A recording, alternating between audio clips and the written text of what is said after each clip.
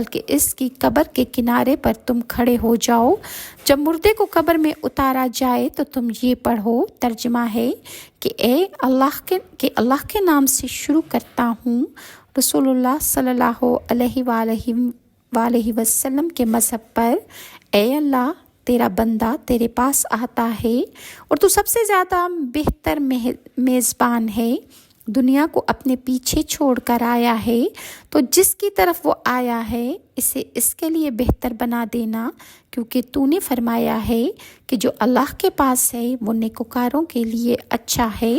طبرانی نے حضرت عبد الرحمن بن علا سے روایت کیا ہے کہ انہوں نے کہا کہ میرے والد نے وصیت کی کہ اے میرے بیٹے، جب تم مجھے قبر میں رکھنا تو تم مجھے یہ کہنا،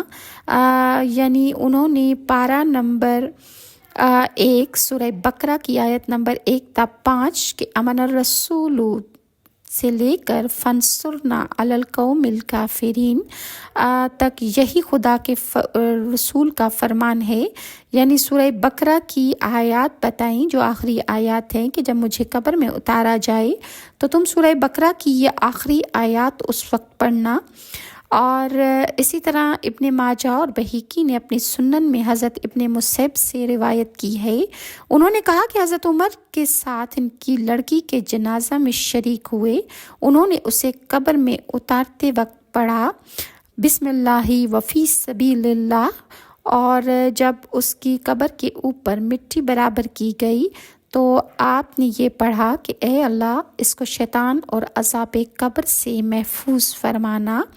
جب سب کام پورے ہو چکے تو ایک طرف کھڑے ہو گئے اور کہنے لگے کہ اے اللہ اس کے دونوں پہلوؤں سے زمین کو دور کر دے اور اس کی روح کو اوپر بلا لے اور اپنی رضامندی اسے عطا فرما دے۔ پھر فرمایا کہ میں نے رسول اللہ صلی اللہ علیہ وآلہ وسلم کو یہی فرماتے ہوئے سنا ہے۔ طبرانی نے کبیر میں اور ابن مندہ نے ابو امامہ سے روایت کی ہے کہ رسول اللہ نے فرمایا ہے کہ جب تم میں سے کوئی مر جائے اور تم اس پر مٹی ڈالو، جب مٹی ڈال چکو تو کوئی آدمی قبر کے سرحانے کھڑا ہو کر یہ پکارے کہ اے فلاں بن فلاں، اس کی یہ آواز میت سنے گی مگر میت جواب نہیں دے سکتی۔ پھر دوبارہ وہ ایسے ہی پکارے تو وہ اٹھ کر بیٹھ جائے گا، پھر دوبارہ ایسے ہی پکارے تو کہے گا کہ اللہ تجھ پر رحم کرے، مجھے ہدایت کی بات بتا، لیکن تم اس کی یہ بات نہ سن سکو گے مگر باہر والے کو کہنا کہ وہی کلمہ طیبہ یاد کرو جو پڑھتے ہوئے تم دنیا سے آئے، یعنی باہر والا پڑھے، یعنی قبر سے باہر